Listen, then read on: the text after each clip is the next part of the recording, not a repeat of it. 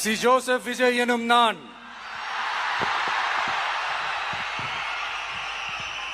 தமிழ்நாட்டு அரசின் முதலமைச்சர் என்ற முறையில் எனது கவனத்திற்குள்ளாவதும் தெரிய வருவதுமான எந்த பொருளையும் முதலமைச்சரின் கடமைகளை உரியவாறு நிறைவேற்ற தேவையான அளவுக்கன்றி ஒருவரிடமோ பலரிடமோ நேர்முகமாகவோ மறைமுகமாகவோ அறிவிக்கவோ வெளிப்படுத்தவோ மாட்டேன் என்று ஆண்டவன் மீது ஆணையிட்டு உறுதிமொழிகிறேன்.